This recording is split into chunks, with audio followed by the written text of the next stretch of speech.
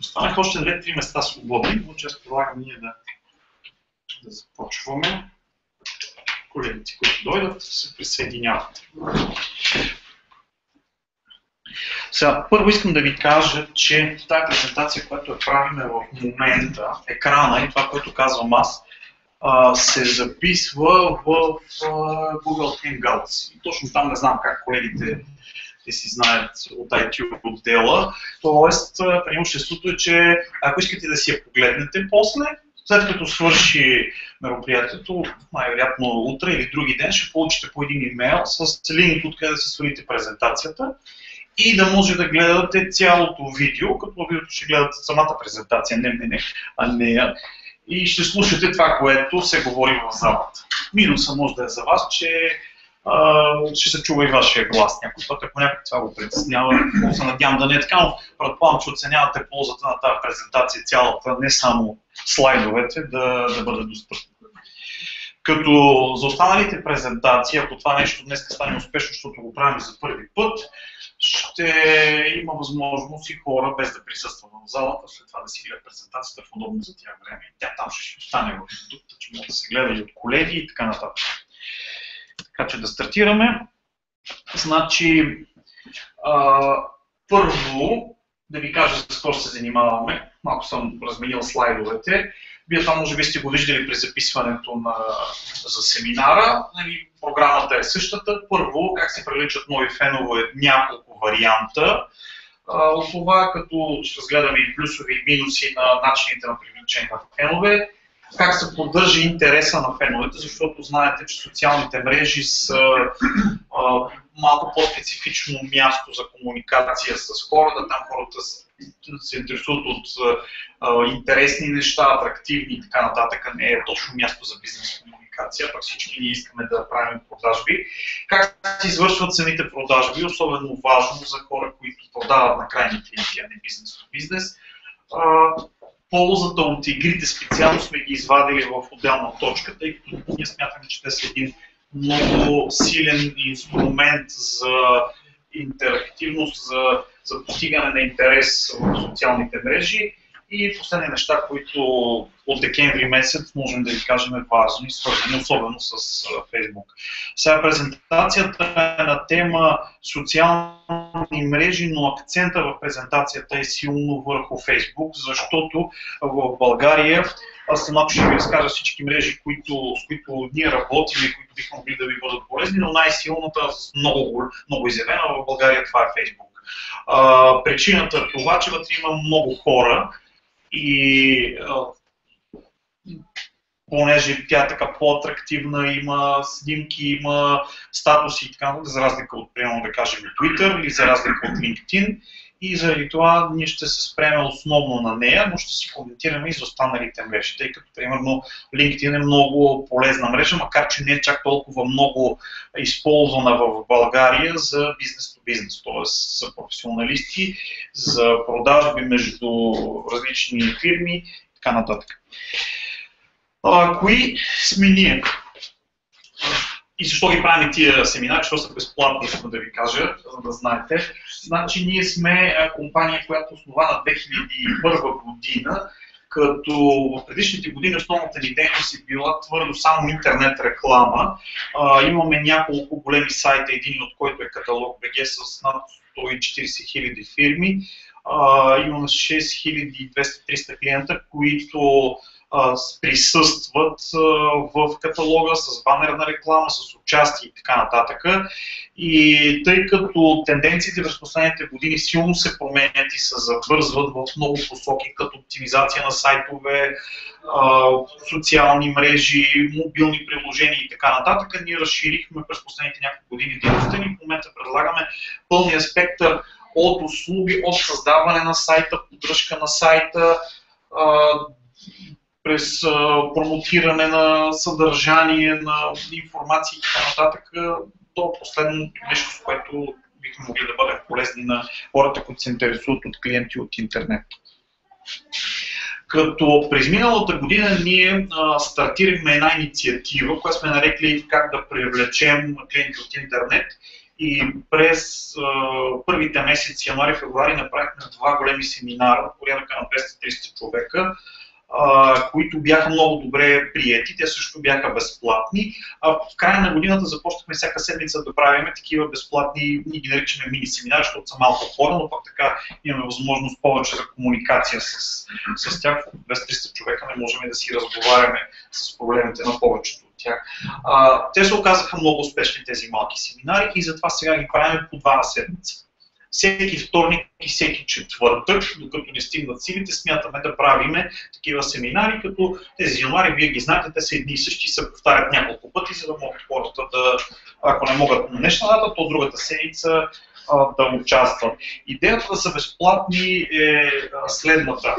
Значи, ние знаем много добре, че клиентите трябва да бъдат не само да им се продават услуги, трябва много да им се помага. Много хора в момента в България имат необходимост от това да се научат как да правят определени неща или да се запознаят с някои специфики, било на социални мрежи, за сайтове, за това как да си продават продуктите онлайн и така нататък. И така нататък.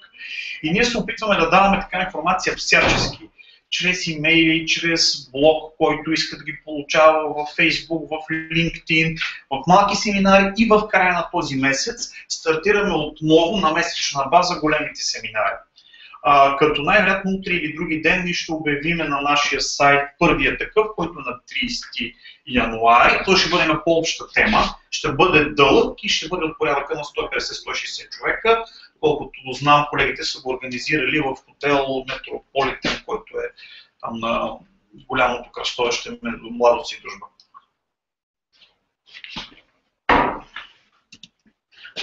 Ресурсите, които могат да се ползват, за да се стигне до такава информация, са на първо място блога, на който ние се опитваме по няколко статии да пускаме на различни теми всяка седмица. По-нататък и в мейловете, които ще получите в последствие на семинара, вие ще получите адреса му, може да погледнете статиите, ако представляват за вас интерес, можете да се абонирате, да получавате от него извадки по имейла си на дневна, седмична или месечна база. Във Facebook почти всички статии ги публикуваме и ги промотираме. Използваме LinkedIn страницата си, LinkedIn група, същата причина. Там аудиторията, както ще говорим по-нататък, е по-различно, се интересува от други неща. И от днес стартираме с този мини семинар и YouTube канала си, т.е. този семинар, след като приключим, вие ще може да го видите и в YouTube.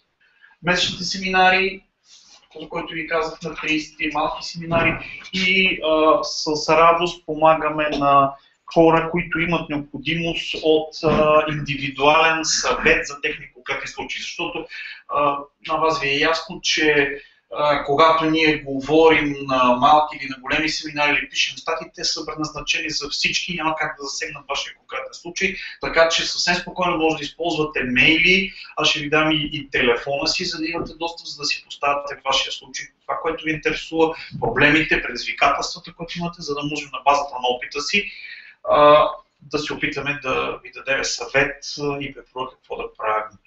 Ако услугите, които ние бихме могли да предоставим допълнително, било във Facebook или нещо друго представлява за интерес, с радост естествено ще ви предложим вариант да свършим нещо полезно за вас. Социалните мрежи, които смятаме, че са важни в България, защото презентацията твърдо е предназначена за българския пазар, въпреки че ако някои продукти, които ги продават в чужбина, имаше и на предните семинари, спокойно може да коментираме и там, но в чужбина нещата са доста по-различни. За щастие Facebook се използва в България много силно за бизнес, за разлика дори от много напреднали държави. Сега аз лично си го обяснявам, примерно успеха на Facebook и неуспеха на Twitter, защото вие предполагам знаете, че Twitter в Щатите и в Европа страшно силно се използва. Примерно Обама спечели избори заедно, използвайки Twitter. най-вероятно не основно това, но все пак беше много силно застъпен като канал, но в България Twitter се използва малко. Аз се го обяснявам, може би защото ние в крайна сметка сме такава нация, която обича да види и затова картинките, които се пускат в Facebook, презентирайки постовете и така нататък, явно са ни по-атрактивни, отколкото 160 символа бяха в Twitter, който не може да излезеш. Въпреки че Twitter наскоро си промениха нещата и в момента дисплейват картинки от атачменти и така нататък, за да направят по-визуален тяхната социална мрежа, но на първо място е Facebook. След това, поред нас, макар и по-слабо застъпен и оценен в България е LinkedIn. LinkedIn чудесно може да се използва за бизнес, но ние смятаме на него да му посветим една отделна презентация, тъй като сега нашия семинар е, как да кажа, по-общ за социални мрежи и не можем да навлезем в детайли за всяка една социална мрежа. Заради това след това ще имаме отделно за LinkedIn и отделно за Facebook, но сега нещата предимно ще бъдат за Facebook. Pinterest със сигурност също го знаете, той е полезен много за фирми, които продават на крайни клиенти. Представете си, че продавате примерно дрехи. Това е чудесен вариант да покажете продуктите си с добри снимки и хората да ги харесат и да си ги отбележат там. Говорихме за Twitter, аз ще ви кажа как можете да го използвате и Google+, социалната мрежа на Google, която стартира много амбициозно, но нейният профил е така направен, че той не позволява такава свобода, както примерно позволява Facebook с промотирането на бизнеса. Заради това и в България, и не само в България, Google Plus не можа да набере такава скорост и такъв обем, както прави Facebook. Вие знаете, че всеки човек, дори възрастни хора, които преди не са сядали зад компютри, в момента и от телефони, ползва Facebook, докато при Google Plus нещата първоначално започнаха с гурутата и хората, които имат най-много интерес, IT-та и хора, които се занимават с интернет, но голямата вълна в Google Plus, поне за България, не се получи. Сега искам да ви попитам няколко въпроса, за да знам как в каква посока да отива по-скоро презентацията ни. Предполагам, че всеки от вас, щом се интересува от това, има бизнес профил на компанията си или на бизнеса си в Facebook. Мога да ви помоля да си дигнете ръцете, тези, които имате Facebook страница и се опитвате да я използвате за някаква полза за бизнеса си. И по-голямата част. Някой от вас използва ли LinkedIn по някакъв начин? Там също може да създаде бизнес профил, но той може да се използва и за много неща. Примерно за контакти с хора, за нетворкинг, т.е. за създаване, за достигане до хора на определени позиции в други фирми. Има ли хора, които използват LinkedIn и които се интересуват от LinkedIn, не го ползват, но би представлявало интерес да говорим? Значи, със сигурност ще направим още една презентация, още един мини семинар, който да е на тема от LinkedIn. Аз днес ще ви обърна внимание на важните неща, които ако вие ползвате, може би просто сте пропуснали в LinkedIn. Имаме определен опит в тази посока, предлагаме услуги за клиенти, но го използваме много и за себе си. И смятаме, че това просто е прекрасно място за правене на бизнес, особено за фирмите, които работят с друг бизнес. И първата част, това е как да привлечем нови фенове или ако искате нови контакти в LinkedIn. Единият от начините, с който искам да почвам, въпреки че той за много хора е най-популярният, най-лесният и най-ефтиният, но той е световно задраскан, защото той не носи почти никаква полза. Ние сме го изпитали на гърба си, сме го виждали с наши колеги. Това е купуването на фенове. Не знам дали някой от вас това нещо го е правило, но имайки Facebook страница, много пъти ви изпращат съобщения хора, които ви казват, предлагаме 2000, 3000, 5000, 10 000 фена срещу някакви скромни суми от порядъка на 50, 100 или 200 лева, което изглежда много атрактивно предложение. Тези хора наистина го правят. Ние веднъж си правихме такъв опит с 2000 фена на една от нашите страници, които за стар бизнес, който за съжаление не потръгна и бяхме изоставили, решихме да пробваме на нея с фенове. Значи 2000 фена успяха за една вечер да налеят колегите, които даваха това предложение, но за съжаление от тези аз мога да ви дам после линк на страница сами да видите какви са резултатите. Абсолютно нищо не се случва, защото при купуването на фенове се получава следното. Тези хора, които идват на страницата, те дори сами не осъзнават, че са харесали тази страница. Те получават някакво предложение, на което натискат определено копче, защото нещо са им казали, а всъщност те лайкват страница. Нито се е желали, нито знаят за какво става дума. И така вие получавате едно количество фенове, които в крайна сметка нямат никаква съпричастност към вашия бизнес, към това, което вие продавате. Така че това е метод, който не работи. Сега аз на следващия слайд ще ви покажа един пример с една много голяма българска страница, която очевидно така са направили нещата, защото ви ще видите самите резултати от тях. Другия вариант, който има, това е чрез реклама. Ние смятаме, че това е най-правилният, естествено ние сме го пробвали на наши страници и на много клиенти, за намиране на фенове. Естествено той е свързан с по-големи разходи, отколкото купуването на кило на фенове, но при него ви имате възможност да си подберете хората, които искате да бъдат на вашата страница като фенове. Как става това? При пускане на такава реклама, тези хора получават съобщение, което е чисто и ясно за вашия бизнес и вие имате възможност да подберете пред кои хора да бъде пускана тази реклама. Сега, ако вие, примерно, имате бизнес в град Пловдив, естествено, вас може да не ви интересуват хората от другите градове, защото вашите купувачи са в град Пловдив или в град София, вас не ви интересуват хора от Варна, защото ви имате локален бизнес, примерно тук.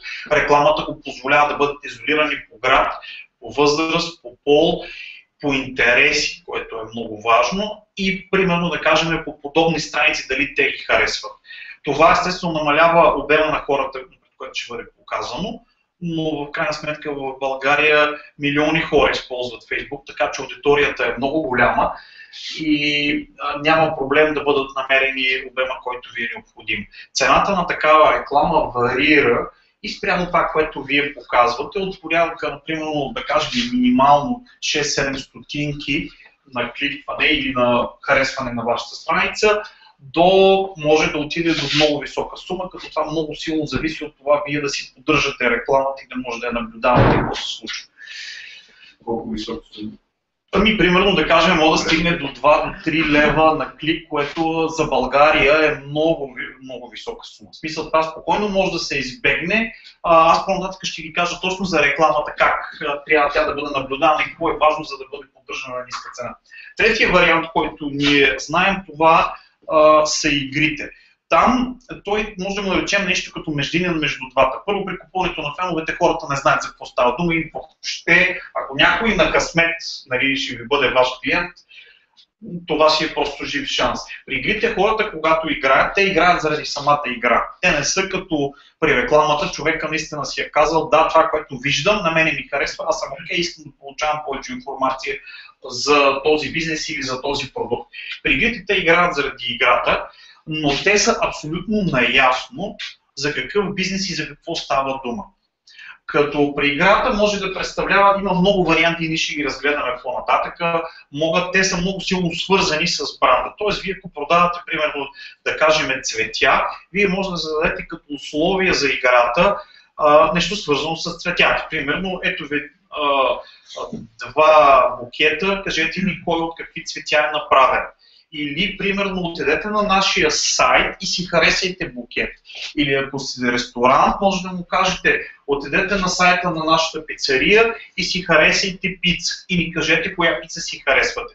Естествено, тия хора при това положение много добре знаят кои сте вие, с какво се занимавате, дори им давате задачи, с които те трябва да отидат на вашия сайт и да намерят нещо, което за вас, примерно, е важно. Да кажем, адрес на вашия бизнес, ако е локален, някой от продуктите или нещо подобно. Тъй като това е само с задачки, когато става дума, примерно, за фотоконкурс или нещо подобно, вие може да разнообразите нещата с неща, които конкретно са свързани с бизнеса ви. Естествено, съществуват много допълнителни начини и канали за намиране на фенове. Там са, примерно, повечето от малките бизнеси стартират с приятелите си, което наистина работи, защото то стига до доста хора, а те са лоялни хора, които могат много да ви помогнат де-факто без пари, чрез допълнителните неща, които се правят в интернет, като сложите линк към Facebook страницата си, в имейла си, в сайта си и така нататък, но нарочно някои от тях не са изброени, а сайтът е сложен на най-последно място, защото това наистина има много малък обем като ефект. Сега ще ги разгледаме един по един тези канали. Естествено, първото, за което говорихме, купуване на фенове. Аз имам възможност от презентацията директно да отварям браузър, за да ви показвам такива примери. Тази фирма сигурно се знаете. Нямам нищо против тях, просто ми попаднаха като пример. Виждате ли колко голям брой фенове имате на страницата? Те имат 1,3 милиона човека, а те са български. Може би фирмата е румънска, но страницата виждате е предназначена за българи, в смисъл, че таргетирана за тези хора. Интересното нещо, което ми направи впечатление, за да го дам като пример е, че тук има 1,3 милиона човека, т.е. този брой хора се измерим с телевизията, а пък това, което се постига с постовете при тях е, примерно този пост е лайкнат от 9 човека. Аз него не съм го виждал, той е най-вероятно от сутринта. Нали, но ако погледнете и останалите, ето тук примерно са 3 човека, тук са 8 човека. При такъв обем те би трябвало да бъдат в хиляди. Тоест тези хора по някакъв начин са попаднали на тези страница, но те не са съпричастни. Истината е, че тази фирма е похарчила пари за тези хора, но те де-факто ни трябват. Защото ако тя продават за жени, което най-вероятно това се прави предимно, най-вероятно тази има и деца, и възрастни хора, които никога не биха си купили, и мъже, и хора, които ще това не ги интересува. Това не е необходимо. Да, парите, които са дадени, най-вероятно тук са били малко, да кажем, може би било под една стотинка на фен. Обаче в крайна сметка това са грешно похарчени пари, защото просто изобщо не е било необходимо да се дава толкова много пари. Аз самата ще ви покажа страници, които са с много по-малки цифри и правят много по-голяма ефективност, като идеята на днешният мини семинар да се научим. Имате ли наблюдение колко хора си дават сметка за нещата? Писал някой влезе и към 1 300 000 страшно, добре, примерно правилно в отношение, има 3 лайка там, че дали някой ги гледа тия неща като посетител? Не ги гледат, ние си говорим с вас като хора, които се интересуват от Facebook за бизнес. Ако говорим като Facebook фен или потребител, нещата са различни. Обикновено, вие знаете, че човек, когато няма време, да кажем, почивката от работа, той си гледа Facebook на телефона или на компютъра. С колегите така правят. Почивката веднага спират и започват да си прегледат, те си гледат нюсфида. Защото там се събират нещата, които са от техните приятели, от страниците, които харесват. Нали, а не да отидат на конкретна страница да я разглеждат. Това се случва естествено, но на страници, които наистина вие реално харесвате. И при това положение те гледат неща, които са им за тях, които са им полезни на тях. Те не се интересуват като собственик на бизнес или маркетингов менеджер. Дайте да видим всяко е съотношението, примерно на 1,3 милиона и 3 лайка, ма какво са направили тия хора това? Никой не го интересува, да си гледа себе си. Не ви разбрах. Ако си купиш феновете, това число на някой вижда страница, тук явно има много хора, доволни са всички, пазаруват, заради някаква. Ако искате да кажете, че тази цифра впечатлява, това ли искате да кажете? Това впечатлява. За това може да е направено, обаче в крайна сметка това ти трябва да отиш на тяхната страница на Fashion Days и да отиш и да видиш тази цифра и да кажеш, тия са много велики, както казваме на български. Но основната част от тяхната работа не се прави така, защото не виждате, че те имат 9 лайка или 3 лайка. Това означава, че те бълват огромно количество съдържание към тия фенове и Facebook го спира, защото то е неатрактивно. Значи там пише 1,3 милиона, но те когато публикуват нещо, само техните администратори могат да си го видят, има една цифричка, която се казва reach отдолу на всеки един пост. Тоест той ви казва колко хора реално са го видяли. Само не се спомням точно на български как го пише, но мисля, че доколко. Но реално това означава колко хора са го видяли. Facebook има алгоритъм, който, за да не се бълват такива огромни количества информация към хора, които не ги интересува, а и честно да си кажем, за да се плаща за реклама към Facebook, той блокира достъпа до феновете. И това е основната причина да има малко лайкове. Две неща са. Първо, не таргетираната аудитория, т.е. хората не ги интересува точно това. И второ, ако постовете, които се пускат, не са атрактивни за тези 1,3 милиона, Facebook няма да ги пусне. Въпреки че пише 1,3 милиона, без проблем, там това може да стига до 1000 или 2000 човека, което е нищожен процент.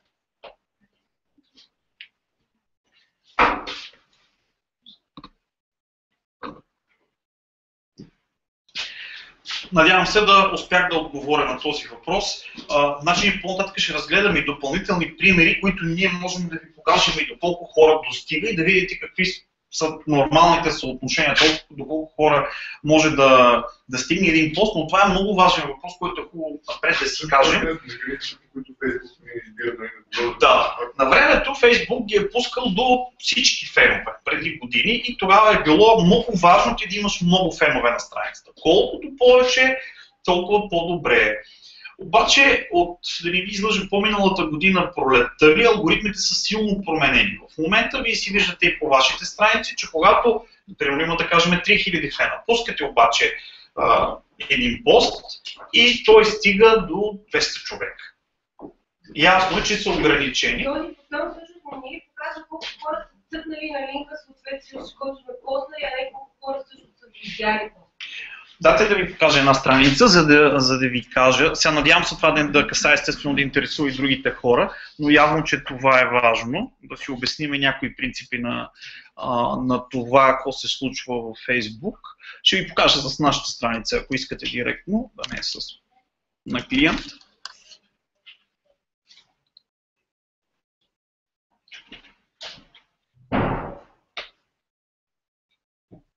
Само да избера един пост, който е с по-голям обем и точно понеже бяхме на точката с рекламата, ето ви един такъв примерно пост. При него това, което се показва тук отдолу, означава колко човека са го видяли този пост. Не, че са го кликнали, не, че са го харесвали или са дискутирали, а хората, които са го видяли. Той е стигнал до 68 000 човека. Тези постове при нас са специални, при тях лайковете са много малко, но ние целиме с тях друго, което е важно за всеки бизнес. Искаме хората да кликнат на линка и да дойдат на нашия сайт. Като това, зад него стои статия, какво да се направи по сайта, за да може Google да го хареса. Ние искаме хората да отидат, да прочитат статията и след това да направят определено действие. Примерно да си дадат данните, за да се свържем с тях и да започнем да работим. Тази цифра не са кликвания, тази цифра означава колко човека са го видяли. Тук вие знаете лайковете и споделенията. По-точната информация за тия неща можете да видите, когато отидете в така нареченият Analytics, който от страницата можете да видите ето тук. Виждате ли? See Insights горе във ъгъла. Това ви дава достъп до детайлна информация и за всеки пост, и за това как върват нещата във вашата страница. Ако искате, ще вземем някой си пост, да кажем този, и когато цъкнете на конкретния пост, виждате много детайлни цифри, какво точно се е случило с него. 500 човека е достигнато до тях. А колко те са го видяли, колко са го разбрали, но това нещо не е било показано. 26 лайка, коментара и така нататък, колко лайка, колко коментара, колко споделяния. Оттам нататък важното нещо, защото много хора искат да използват, и това е абсолютно правилно, Facebook като канал за привличане на посетители на сайт. Ако вие продавате нещо, то продуктите естествено са ви в сайт, а с Facebook просто ще ги промотирате. Тоест много е важно, ако вие пуснете пост на вашия продукт, хората да дойдат на сайта, да разгледат там на информация за продукта, защото цялата информация няма работа в Facebook. Вие трябва там само да направите нещо атрактивно и той да дойде и естествено да си го купят. Тоест, кликванията са изключително важни. И вие виждате, че от 500 човека 100 са кликнали, което е изключително добро съотношение. В случая нас не интересува колко хора са го лайквали, колко са го шервали евал, защото в крайна сметка стига до други хора, но това е основно важната за нас цифра. Тоест от тук вие можете да видите колко той е бил успешен. И да се върнем на въпроса за алгоритмите на Facebook, как допуска нещата до хората. Аз ще допълня с една статия, която не е наша след семинара, като ви просто, защото това е много интересен въпрос, която е написана специално на темата Как Фейсбук оценява доколко човека да пусне това съдържание, което ние пускаме. Значи той го прави на два пъти. В момента на пускане на поста той прави предварителни изчисления на база на това как вие сте работили с тия фенове преди и решава да ви го пусне до 1, до 2, до 3, до 5, до 10, до 15%, да кажем, от порядъка на 15 до 20%, най-много, което сме виждали ние като насищане на достигане до феновете. И второто изчисление започва да се прави в движение в момента, в който поста вече е пуснат и той наблюдава дали хората правят нещо с него. Примерно дори самото кликване на картинката, за да бъде оголемена, има значение за него и това означава, че има интерес към този пост. И той започва да отваря достъпа към все повече и повече фенове. Затова може на вашата страница да сте забелязвали постове, които стигат до примерно 30 човека и други, които стигат до 700. Това е защото Facebook е преценил, че атрактивността и реакцията на феновете спрямо тия постове са различни. Преди време той тук даваше и две неща, едните, които бяха върху самата страница локално и такива, които се казваха вирал, т.е. ако аз примерно съм бил харесал този пост, да го виждат моите приятели, че аз съм го харесал, на тях им се струва, че е атрактивен и те го гледат също. Тоест, той излиза извън страницата и започва да го харесват хора, които не са харесали вашата страница, приятели на вашите фенове в случая. Дали успях да отговоря на този въпрос? Значи това наистина е хубаво човек да го познава, но темата е много обширна по отношение на това как да се наблюдава, какво се случва с самата страница и когато особено се плаща реклама, той дава различни параметри на платената и на самата, на органичната, както се казва, естествения начин за достигане на хора. Колко е живота на пост? Какво имате в предвид под живот? За колко време ще бъде гледан ли? Избухването на цялата точно покритие, след това графики. Това не е графика на пост, това е графика на самата страница. Много пъти при нас има такива пикове, защото ние спонсорираме постове с реклама, но самия пост, според мен, аз съм си задал този въпрос, но това, което ние гледаме от практиката е в порядъка, например, да кажем до 1-2 дена. Защото и Facebook прави друго, той може да показва в нюсфида и по-стари постове, които прецени, че могат да бъдат от ваш интерес. Сигурно, ако сте влизали в Facebook страницата, може сте виждали неща, които не са в хронологично подредени, а може са били от вчера. Но той ги вади, защото може би ще ви бъдат интересни. Ако този пост е тръгнал добре, той продължава да го промотира, защото както Google казват и наистина така правят, те искат да имат качествена услуга. Какво значи качествена услуга в Google? Значи, когато ти търсиш направление ключова дума, да ти се появят абсолютно коректни резултати, които тебе те интересуват.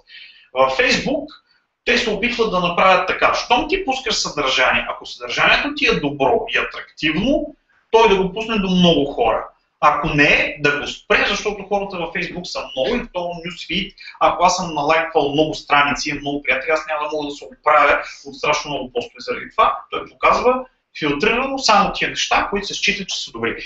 И това, което мога да дръпна, защото сега му е времето от новините накрая, през декември месец Facebook направиха много сериозна стъпка в тази посока, която има много минуси и има и плюсове. Значи, те си промениха много силно алгоритъма за показване на постовете в нюсфида, като много контрастираха нещата. Преди показваха и, как да кажа, по-толерантно съдържанието. В момента са безкомпромисни. Ако нещо не се счете, че е много атрактивно, то бива урязано издън. Тоест, страници, които се правят между другото и се пускат постове, които човек не се справя добре да ги прави, просто достъпа до хората е станал смешен. Примерно, страница с 10 000 фена може да стигне до 10 човека.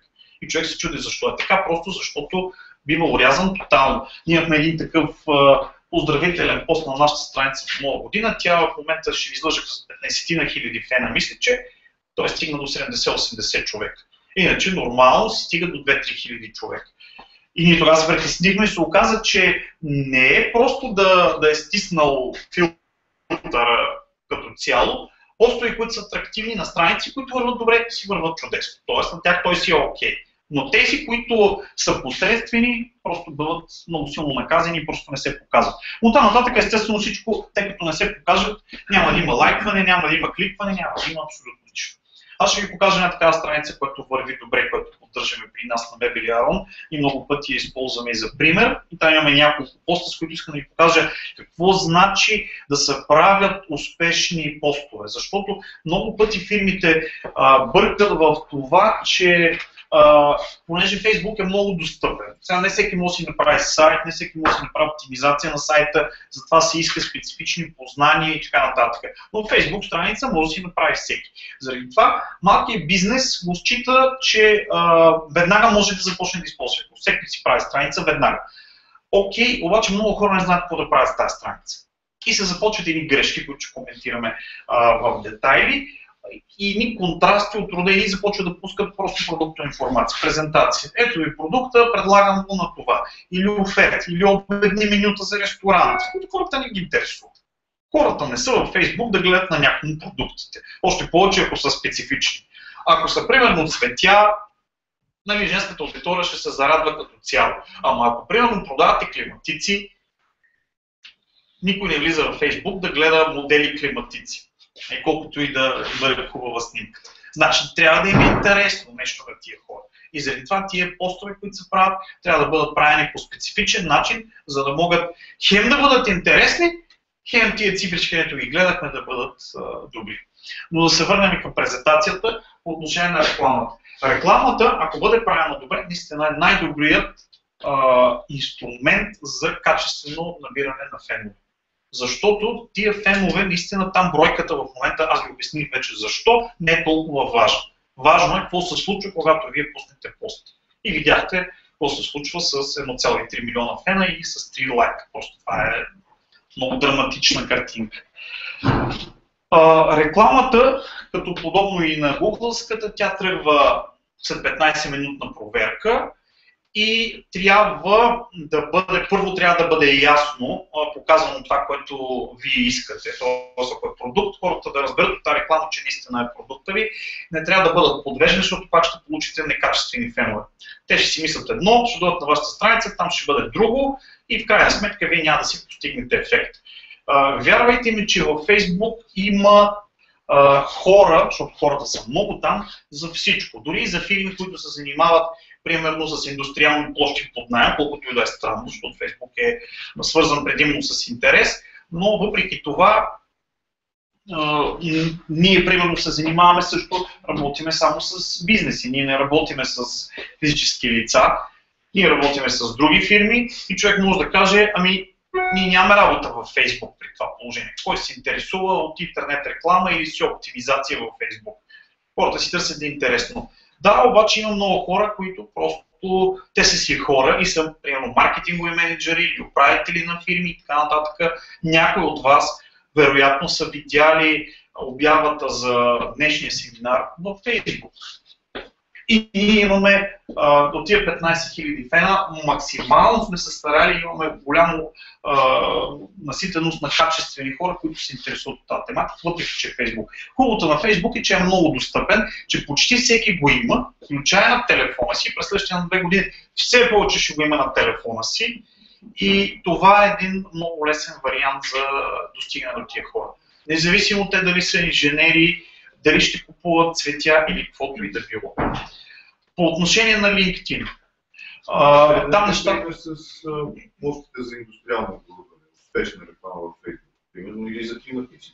Значи там не може да се прави директна реклама, щом става за бизнес. Когато става дума за продажба към крайни клиенти, там директно може да си покажете продукта, ако има интерес, той може да се дойде на сайта да го купи. Когато става дума за бизнес то бизнес, социалните мрежи, независимо дали е Facebook, дали е Twitter или LinkedIn, могат да свършат работа, да намерят така наречения лид в маркетинг. Тоест потенциален клиент, който има някакъв изявен интерес или подходящ за продажба. Той не могат да свършат цялата работа, защото когато става дума за бизнес до бизнес, сделките по принцип са по-тежки. Много пъти става дума за телефонни разговори, оферти или дори срещи, които няма как да стане в социалните мрежи. Това, което те могат да направят, въпреки че LinkedIn е много повече подходящ за бизнес до бизнес, е вие да достигнете до правилните хора. Давам ви пример с нас, ще ви дам и с индустриалните площи. Какво правим и ние? Ние знаем, че хората се интересуват от полезно съдържание. Заради това ние пишеме статии в блога. Но тази статия трябва да достигне до хората. Има страшно много хора в Facebook, в LinkedIn не са толкова много и ние публикуваме статията в нашата страница. След това, със съвсем ясно послание, с съответната картинка, която подхожда на тематиката, ние пускаме реклама на съответният пост. За щастие, в момента цената на рекламата наистина е страшно ниска в България, за разлика, примерно от чужбина, за разлика от Щатите, от Англия, от Европа и така нататък. Там цената без проблем може да стигне 1 или 2 евро на клик. Докато аз ви казах, че тук нещата могат да паднат до 6 стотинки, което е страшно ниска цена. Дори за алтернативни варианти през Google или български сайтове и банерна реклама, това е наистина изключително ниска цена. Единствено човек трябва просто да познава как да я управлява тази реклама, за да не се вдигне цената. И трябва да има време да се занимава с нея. Защото при рекламата много пъти социалните мрежи и Google използват това, че човек няма време да я следи и цената се променя във времето. Ако знаете, във Facebook там цената на ключовите думи е с наддаване. Вие започвате на една цена, но цената зависи от конкурентите, които казват аз бих дал до 50 стотинки, до 80 стотинки, до 1 лев. И ако вие нямате време, цял ден сте в срещи или в друга работа и вечерта си я погледнете, може да се окаже, че както рекламата ви е тръгнала на 20 стотинки, тя вечерта е стигнала примерно на максимума, който ви сте дали, да кажем 60. А това вече е 3 пъти повече пари, които са дадени. Тоест има необходимост от тази реклама да бъде своевременно управлявана. Да не говорим, че някои хора могат да оставят няколко дена да ни управляват и тогава социалната мрежа или Google използва това и те стигат почти на максимума. Една такава реклама, която ние бяхме забрали за един ден, на другия ден беше от около 20 стотинки стигнала до 2 лева и нещо. Защото при Facebook рекламата тя има два варианта. Веднъж се взимат пари за показвания, т.е. за всяко едно показване той си го отчита и накрая взима пари за обема, който е показал. Но обемите са много големи. Примерно един пост може да бъде показан за порядъка на примерно 30 лева на около 20 няколко хиляди човек. Ако погледнете в блога, има една такава статия, която се казва, ако могат да направят 15 евро във Facebook. И там има един пост сниман. Може да видите тия параметри, които ние гледахме, за какво става дума. 30 евро реклама, извинете, 15 евро, 30 лева реклама, стигнало до 27 000 човека, не се лъжа. При 1000 няколко човека, които са реагирали, кликнали са върху линк, лайкнали са, оголемили са снимката да видят за какво става дума и така нататък, което е изключително добър ефект. Тоест Facebook е много мощен инструмент и много ефтин в момента в България. През следващите години, повярвайте, нито Facebook, нито Google ще струват на такива пари. Нещата полека-лека бяха преди, но сега започват все по-стремително да се увеличават. Ние имаме много клиенти, които при нас, примерно, използват реклама в Google AdWords. Те го правят, защото ние имаме сертифицирани специалисти, които знаят как да управляват рекламата, за да бъде на ниска сума. Те нямат и възможността постоянно да наблюдават промяната, и понеже някакво път си ключовите думи са много. И ние виждаме как все повече интереса към такава реклама се увеличава. Ако сте виждали, примерно в Google, като влезнете едно време реклами почти нямаше. Сега в момента за определени ключови думи просто е пълно с реклама. С Facebook става подобно нещо. Естествено това води до повишаване на цените. И цените ще се вдигнат доста. Сега е много подходящ момент, защото има достатъчно много хора в Facebook и цените са все още ниски. Следващата точка е свързана с игрите. Аз ви казах принципно какво може да се очаква от тях, т.е. те със сигурност разбират за вашия бранд и за вашите продукти, но трябва да си кажем честно, че в крайна сметка те ще харесат вашата страница или ще свършат нещо, което ви искате от тях заради самата игра.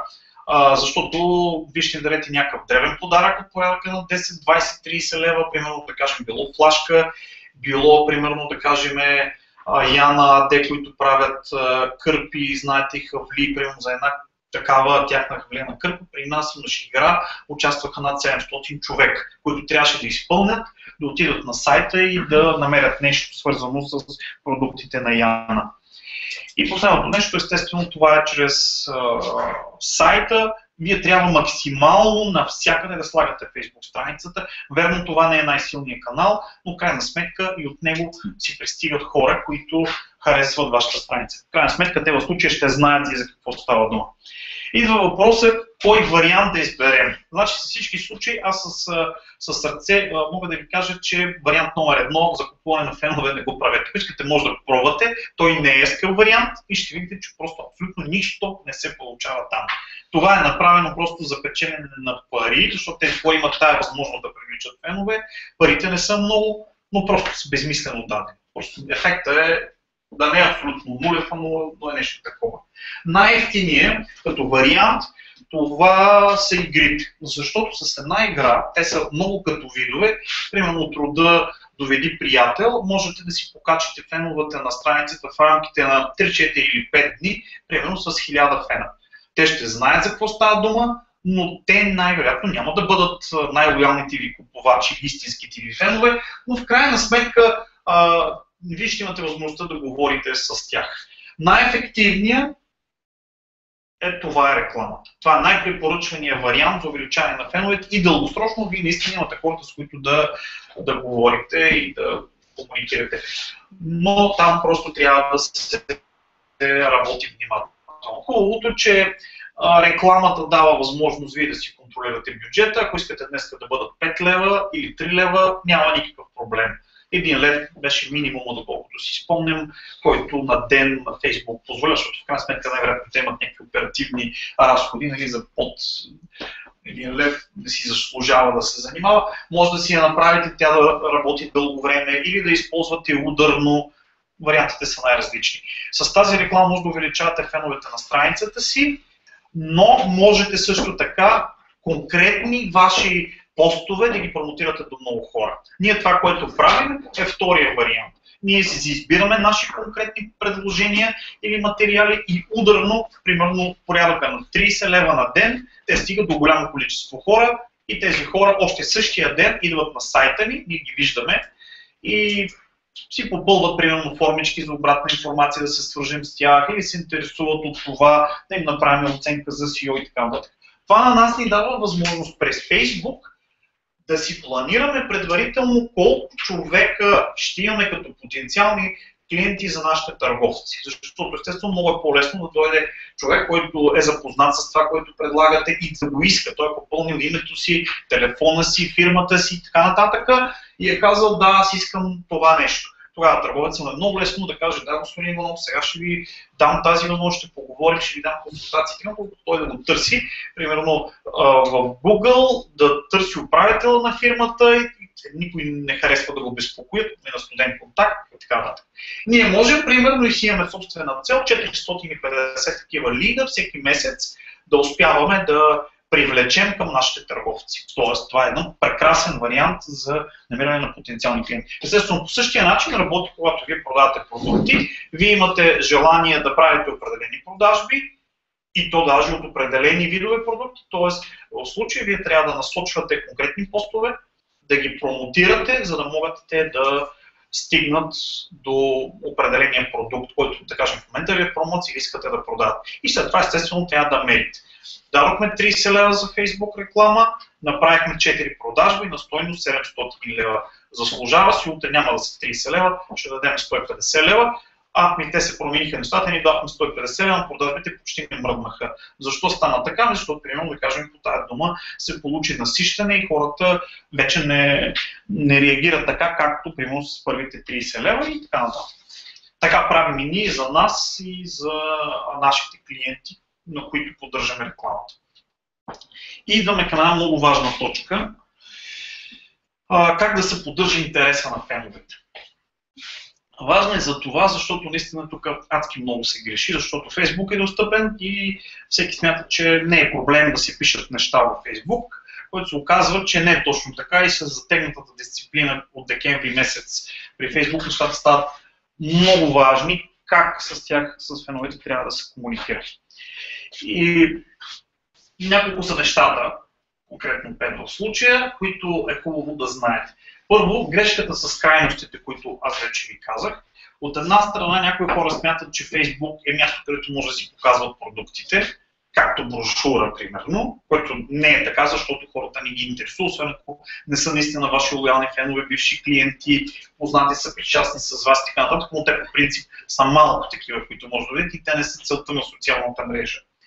Други хора пък смятат, че хората са във Facebook за забавление, което е абсолютно вярно и те трябва да ги забавляват. И започват да пускат котенца, кученца, което наистина хората ги харесват и те ги лайкват. Обаче се губи бизнес смисъл. Добре, те харесват котенцето, обаче ние как ще си продадем продуктите? Къде е връзката между това, че те харесват хубавия пост с хубавата снимка и в крайна сметка това да дойдат да си купят?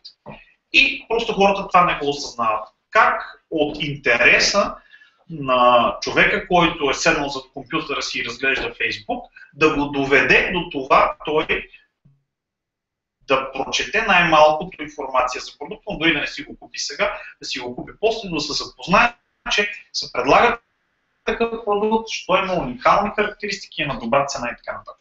Така че това е грешката на крайностите. Или забавления, или брошура. Явно трябва да се търси или комбиниран или среден вариант, но ще го коментираме после.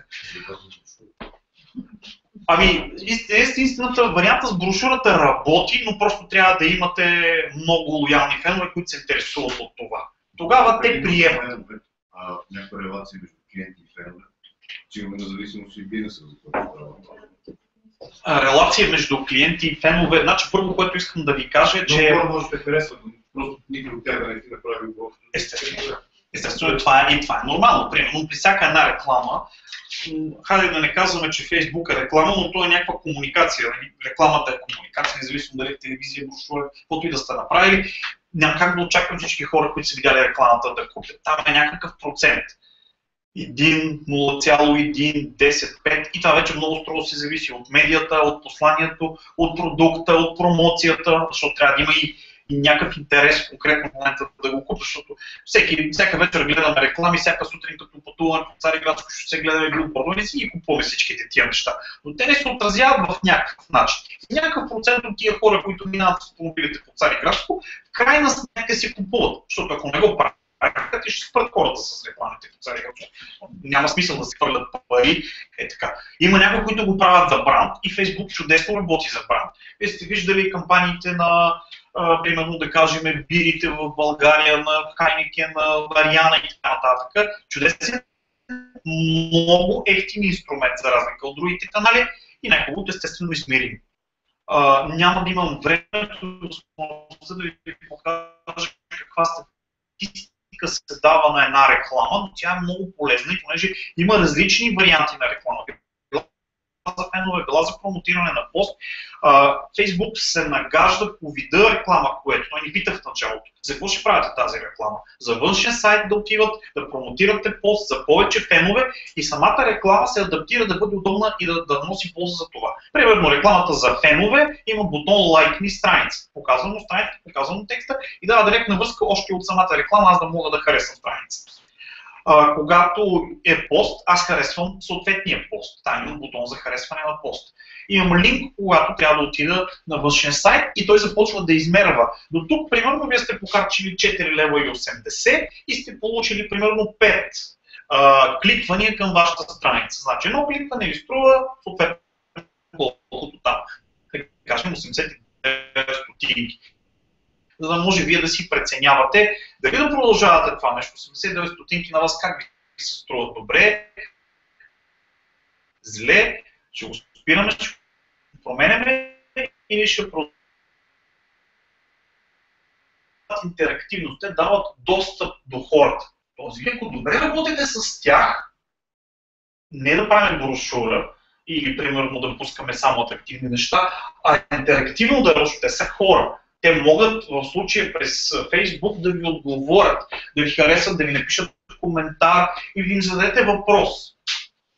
И те обратно да ви кажат какво мислят по него. Може да им давате задачи в самата Facebook страница, като ще ви дам след малко няколко такива примери и за въпроси и задаване на задачи. И те... Задължително е един човек, който да се занимава. В смисъл, това е свързано чисто с разходите. Тоест, ако реши да се движи в Facebook, може би трябва да намериш отделен човек, който да следи само страниците и да се занимава само с това нещо. Има фирми, които го предлагат, но по вашето мнение какво е? Трябва да има такъв човек. Трябва да си прецени самия човек, който дава парите. Значи вариантите са първо да го прави само той. Ако фирмата е малка, примерно има такива дори, които са като хоби. Примерно да кажем, човека се занимава да прави някакви неща от стъкло. Той няма възможност да плаща примерно няколко стотин лева на някоя фирма, която да му го поддържа. Той се опитва да го прави сам и го прави доколкото може. Много е важно човек, който поддържа страница, да има достатъчно време, за да го прави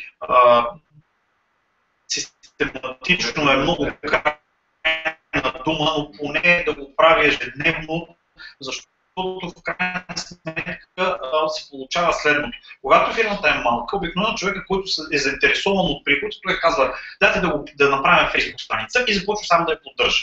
Да, обаче много пъти той е претоварен с други задачи. И той се сеща обикновено в събота, когато има свободно време, влиза, вижда, че не е писал нищо, примерно от вторник, защото тогава последно имал време, и започва да пише. Обаче той не може да пише всичките неща в съботата. Те няма кой да му реагира. Тези неща трябва да имат един пост на ден. Защо не може да го прави?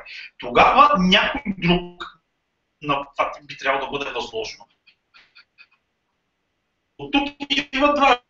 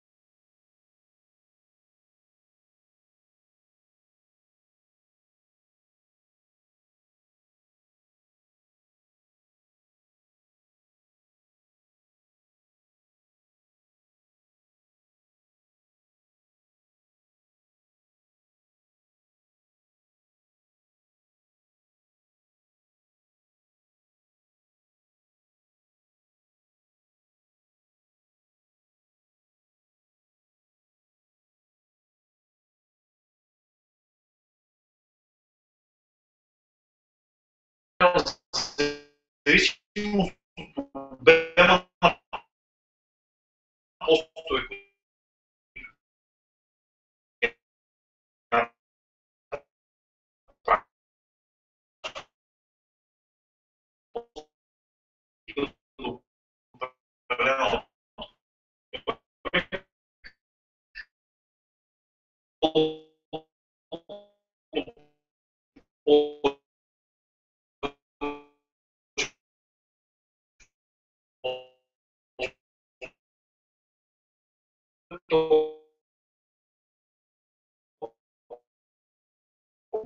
по-добре, стига да не станат много, за да се чувстват хората, че им се натрапвате. И естествено